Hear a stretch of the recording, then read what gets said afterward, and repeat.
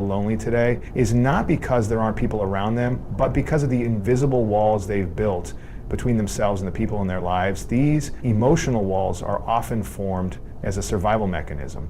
At some point in life, we've all experienced emotional pain. Maybe it was betrayal, rejection, abandonment, or loss. And in that moment of pain, many of us decided, consciously or not, that we'd never allow ourselves to be hurt like that again. So what do? We shut down, we pull away, and we start to build emotional barriers. These walls might look like silence. They might look like sarcasm, defensiveness, overwork, or isolation disguised as independence. They can even look like being too busy to call a friend, or too focused on work to date or engage with family. But underneath those behaviors is usually fear. The fear of being vulnerable again, the fear of being let down, judged, or left. Now here's where the problem begins. While these emotional walls may keep pain out, they also keep love out. You cannot selectively block emotions. When you numb yourself from hurt, you also numb yourself from joy. When you hide your struggles, you also hide your humanity. The very thing that allows people to connect with you, you end up surrounded by people but feeling completely alone. Lewis Howes often speaks about how real connection starts when you remove the mask. But when you're behind an emotional wall, you're not just hiding your emotions, you're hiding your true self. You might appear confident, composed, or even successful on the outside, but internally they're a kind of quiet suffering that comes from being unseen and unknown. The irony is that most people long for deep, meaningful relationships. They want to be heard, they want to be understood, they want to be loved, not just for what they do or how they look, but for who they truly are. But that kind of connection can't happen when you're emotionally unavailable. It can't happen when you're performing rather than being present. And it certainly can't happen when you're unwilling to be real. It's easy to think that keeping your guard up is the safe route. But ask yourself this, what's the cost of always being guarded? What are you missing out on by always being fine when you're not? What relationships might be deeper, richer, and more fulfilling if you just allowed yourself to open up? There's also a misunderstanding about strength. We often associate emotional control with strength, but real strength is not about hiding how you feel. It's about having the courage to express it with honesty and grace. Vulnerability doesn't make you weak. It makes you accessible, it makes you human, and it's in that space of authenticity that real connection is built. The challenge, though, is that tearing down emotional walls isn't a one-time act. It's a process. It starts with self-awareness. You have to first recognize that the wall exists. It could have been formed years ago, maybe even in childhood. Maybe a parent wasn't emotionally available, or maybe a close friend betrayed your trust. Whatever the root, acknowledging that the wall is there and understanding why you built it is the first step toward healing. From there, it takes intentional practice. Practice being honest with how you feel. Practice saying, I don't have it all together right now. Practice allowing others to show up for you. Most importantly, practice reminding yourself that it's okay to be seen in your struggle. That's where empathy lives. That's where connection grows. Relationships thrive not in the absence of struggle, but in the presence of truth. And the truth is, you don't have to be perfect to be loved. You just have to be open, but as long as the walls stay up, no one can reach you, not even the ones who truly care. So if you're feeling disconnected, isolated, or emotionally empty, take a moment to reflect, not on who isn't showing up for you, but on what walls you may have built that are keeping connection out. Because emotional walls don't just protect you from pain, they prevent you from receiving love. And without love, even a full life can feel empty. You don't need to tear the wall down all at once, but you do need to crack it open. One honest conversation, one act of vulnerability, one moment of truth at a time. That's where connection begins, and that's how loneliness ends. Would you like me to expand the second keynote next? Absolutely. Here is an expanded educational version of the second keynote, Avoiding Vulnerability Leads to Loneliness, in the reflective, empowering tone of Lewis Howes, up to approximately 700 words. One of the most misunderstood qualities in our emotional lives is vulnerability. We're often taught that being vulnerable is a weakness, that opening up, expressing emotion, and revealing our struggles makes us fragile or even unworthy. So what do? We put on masks, we pretend. We tell ourselves it's safer to be strong and silent than open and real. And in doing that, we unknowingly push people away and build a life that may be protected, but is profoundly lonely. The truth is, vulnerability is not about exposing every detail of your life to everyone you meet. It's about allowing yourself to be seen, truly seen, by the people who matter. It's about being honest, not just when things are going great, but especially when they're not. But the problem is, many people fear that if others really knew what they were feeling, if they knew their insecurities, their doubts, their struggles, they would be rejected, judged, or abandoned. So instead, they stay quiet. They wear the smile. They say, "I'm fine," when they're actually breaking inside. What we don't realize is that vulnerability is the foundation of every meaningful relationship. Without it, there's no trust. Without trust, there's no connection. You can have people around you, but if you're not letting them see the real you, the connection remains surface level.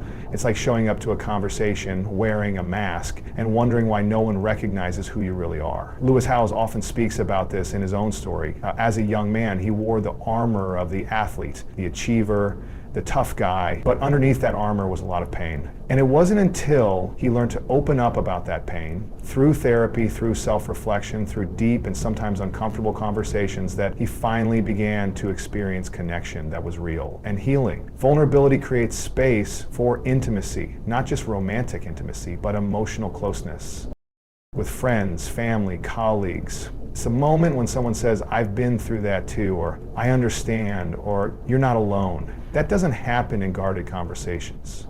That only happens when you take the risk to be authentic. But there's the word, risk. Vulnerability feels risky. And in some ways it is. You're putting yourself out there without a guaranteed response. You can't control how people will react. You can't script the conversation. And that's what makes it scary. But the alternative, living a life where no one really knows you, is far more costly. That's the kind of life that leads to loneliness, even when you're surrounded by people. In today's world, especially with social media, it's easier than ever to perform rather than connect. You can curate a version of your life that looks perfect. You can post highlights and hide the hard days. But deep down, you know the truth. If people are only responding to your mask, the real you still feels unseen. And that's a painful place to live. Avoiding vulnerability also stops us from receiving support. When you act like everything's okay, people assume you don't need help. They respect your space, but sometimes your silence is not strength, it's isolation. People can't show up for you if you never give them a chance. Vulnerability invites support. It says, "I trust you enough to let you in." That's not weakness, that's bravery. And here's something even more powerful. Vulnerability doesn't just deepen your connection with others, it also deepens your connection with yourself. When you stop pretending, you start healing. When you speak your truth, you begin to feel whole. You stop compartmentalizing your identity and instead live with more alignment and peace. Of course, vulnerability requires wisdom. Not everyone deserves full access to your heart, but someone does. And if you want deep connection, you must take the risk of being real with the right people. The more you do it, the more you'll realize that what you feared would drive people away is often the very thing that brings them closer. If you're feeling lonely, start here. Ask yourself where you're hiding, where are you pretending, where are you afraid to be known? Because the path out of loneliness is not paved with perfection, it's paved with honesty, humility, and the courage to say, "This is who I really am." The moment you allow someone to see the real you, even if your voice shakes, even if your heart races, is the moment you create space for love to enter. And that love is not the perfect image, not the polished version, but the authentic connection. That is what truly ends loneliness. Would you like the third keynote expanded next? Certainly. Here's an expanded educational version of the third keynote. Unhealed trauma creates isolation. Written in the clear, compassionate tone inspired by Lewis Howes, up to approximately 700 words. One of the greatest barriers to real connection in our lives isn't our schedule, our personality type, or even our environment. It's our unhealed trauma. And the difficult truth is this: what we don't heal, we repeat. Not always consciously, not always obviously, but our past pain begins to shape the way we see ourselves, others, and the world. And if we don't address that pain, we eventually become trapped in patterns that keep us isolated and disconnected, even when deep down we crave love, community, and belonging. Trauma doesn't always come from catastrophic events. Yes, some trauma is rooted in obvious sources like abuse, neglect, or violence. But many people carry quiet trauma, the kind that comes from repeated emotional rejection, growing up in an environment where love was conditional or never being taught how to express feelings in a healthy way. These wounds may not always be visible, but they run deep. And without healing, they silently sabotage relationships. Unhealed trauma often shows up as defensiveness. It's that tendency to push people away the moment things feel too close. Or it appears as perfectionism, believing you need to perform or achieve in order to be loved. Sometimes it looks like people-pleasing, where you are created by God with intentionality. Nothing about you is an accident. Your design, your gifts, your voice, your vision, your potential, all of it was crafted with divine purpose. But here's the truth: what you do not understand, you will inevitably abuse. If you don't know your value, others won't either. And when you ignore your worth, you silently give people permission to treat you as if you are worthless. This is the root of many broken relationships. People are not necessarily wicked. They are simply unaware of your value because you yourself haven't embraced it. You will always attract what you believe about yourself. Not what you say with your mouth, but what you believe in your heart. If deep down you feel like you are not enough, if you live with silent insecurity, then you will continually draw to yours.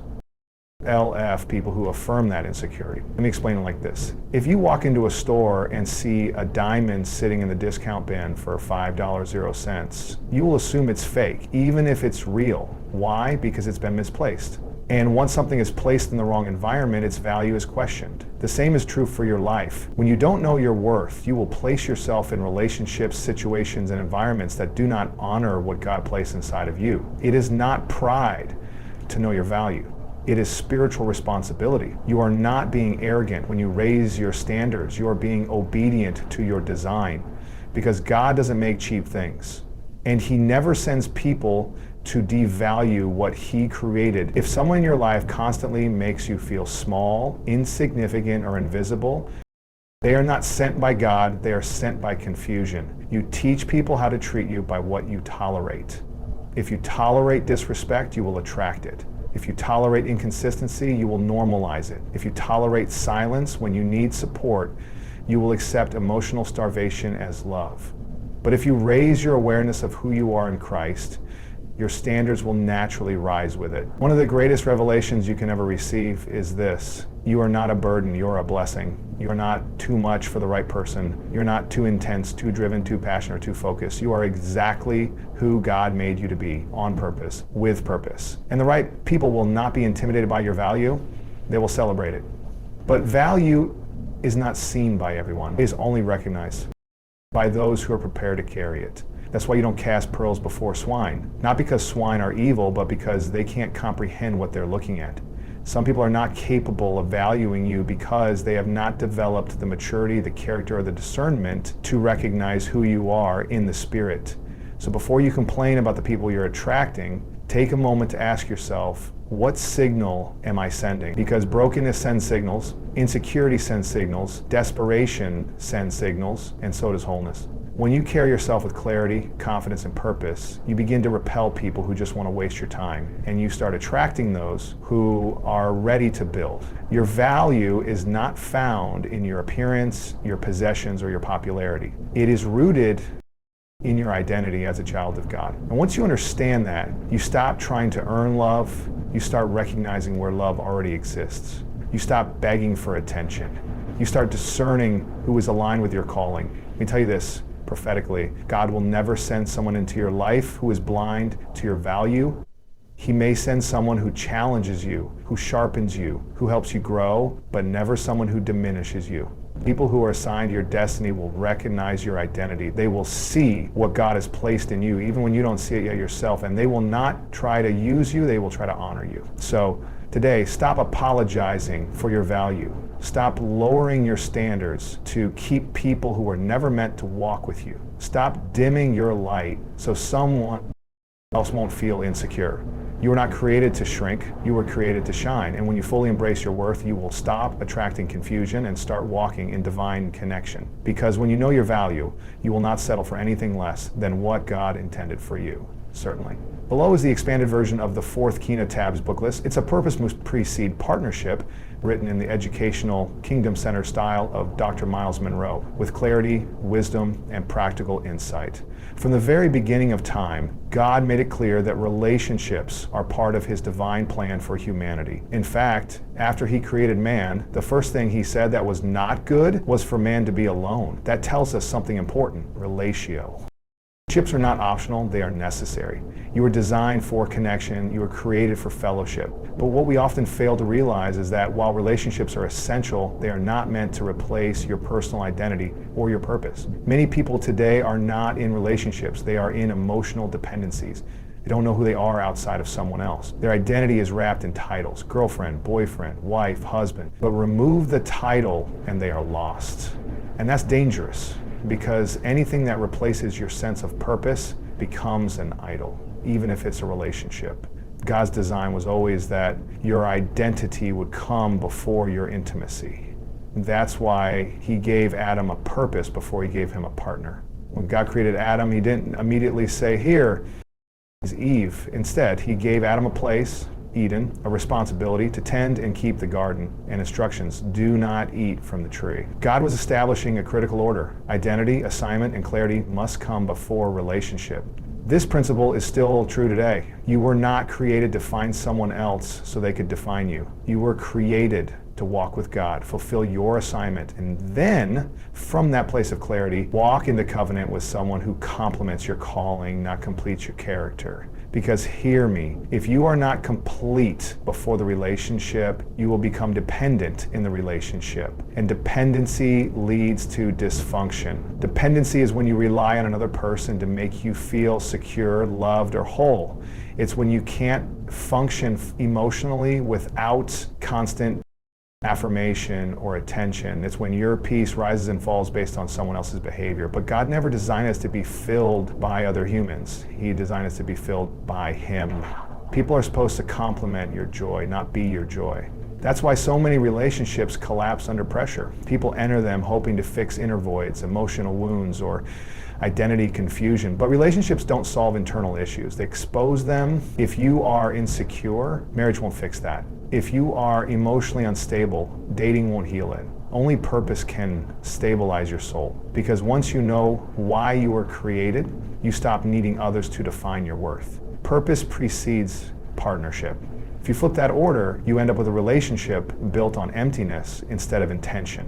When two whole people come together, they don't drain each other, they build each other. But if one or both people are still trying to figure out who they are, the relationship becomes a substitute for identity instead of a support for destiny. This is why your single season is not something to escape, it's something to maximize. That's your time to learn yourself, know your values, discover your assignment, and grow in God. Because if you skip this season, you will enter the next one unprepared. There is no shortcut to spiritual and emotional maturity. And no amount of love from another person can substitute for the work you must do within. God is a God of order. He will never give you something that will compete with him. If you are looking for a partner to give you what only God can, peace, joy, confidence, identity, then that relationship will eventually crumble. Not because the other person is bad, but because you expected them to carry a weight they were never designed to bear. So the question isn't when will I find the right person? The question is, have I become the right person? Am I rooted in purpose? Am I emotionally whole? Am I spiritually mature? Because if the foundation is not solid, the relationship will fall no matter how strong the chemistry is. You were created for relationships, yes,